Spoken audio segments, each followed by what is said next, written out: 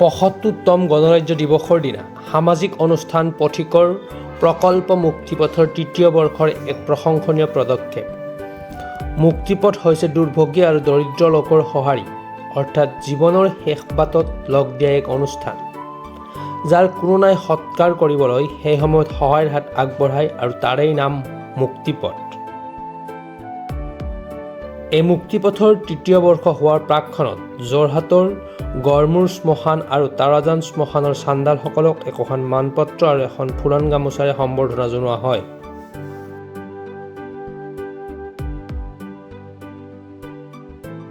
এই অনুষ্ঠানটিত মুখ্য অতিথি হিচাপে উপস্থিত থাকে সমাজকৰ্মী আনন্দ চন্দ্ৰ আগৰৱালা, দিব্যজ্যোতি ছত্তীশগড়, সুশান্ত বৰুৱা, হাইদৰ হুছেইন আৰু সৌৰভ বৰুৱা।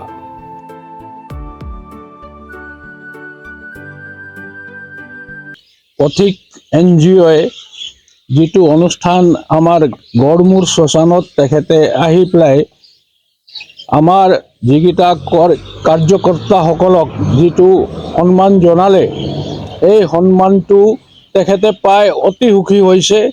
আৰু ইয়াৰ আগতে মই যিটো ক'বলগীয়া আছিলে মই ক'লোঁ, আগতে 5টা dead body, unclaimed dead body পথিক NGOয়ে আনি পেলাই ইয়াতে দাহ সংস্কাৰ কৰালে আৰু সেইটো বৰ ভাল কাম তেখেতে সেইটো কৰিলে। আৰু মোৰ বিষয়ে ক'বলৈ গ'লে মই চাৰিওফালে গছ গছনি লগাওঁ টাউনত, আৰু এইটো কাম মোৰ আগতে দেউতাই কৰিছিলে।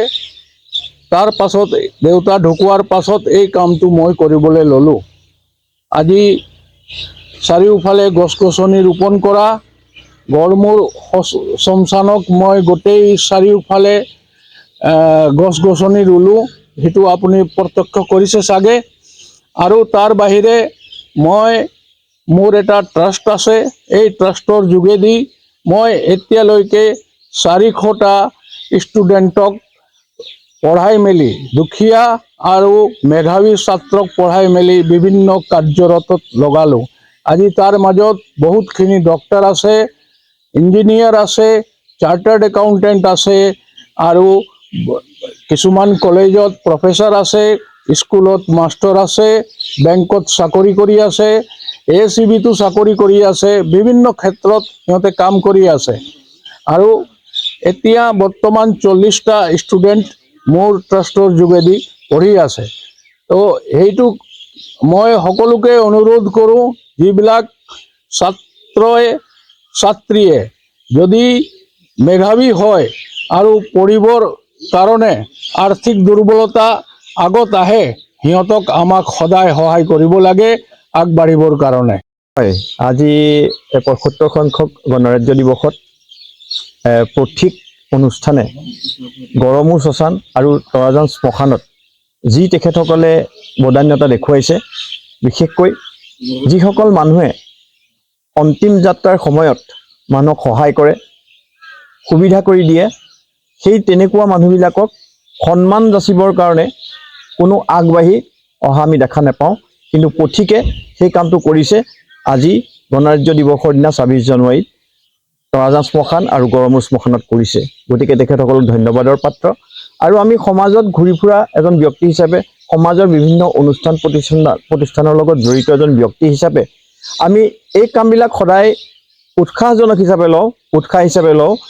আজি এই কৰ্মচাৰীসকলে পথিকে কৰা কামটোৰ পৰা যি উৎসাহ পাইছে, সেই আদৰ্শ সমাজৰ প্ৰতিজন ব্যক্তিয়ে যাতে এনেকুৱা কিছুমান আদৰ্শৱান কাম কৰে, সমাজখন যাতে সুস্থিৰ কৰিব পাৰে, সেয়াই আমাৰ কাম্য। গতিকে সকলোলৈকে পুনৰ গণৰাজ্য দিৱসৰ জনাইছোঁ। ধন্যবাদ। যোৰহাটৰ পৰা বিকি নেওগৰ ৰিপৰ্ট, প্ৰাতঃ টাইম ডিজিটেল। অসমৰ আগশাৰীৰ এটা ৱেব পৰ্টেল চেনেল প্ৰাতঃ টাইমৰ সফলতাৰে 4টা বৰ্ষ অতিক্ৰম।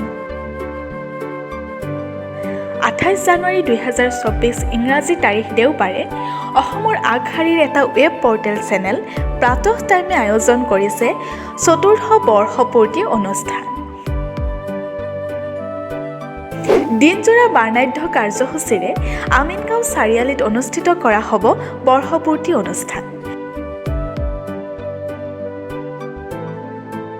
বৰ্ষপূৰ্তি অনুষ্ঠানতে প্ৰদান কৰা হ'ব জীৱনজোৰা সাধনা বঁটা, লাচিত বৰফুকন ইছমাইল ছিদ্দিকী সমন্বয় বঁটা আৰু বৰলুইত বঁটা।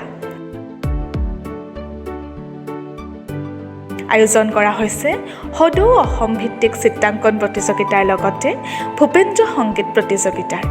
বহুতো আকৰ্ষণীয় পুৰস্কাৰৰ লগতে ভূপেন্দ্ৰ সংগীত প্ৰতিযোগিতাত আছে সৰ্বমুঠ ৪৬,০০০ টকাৰ প্ৰাইজ মানি।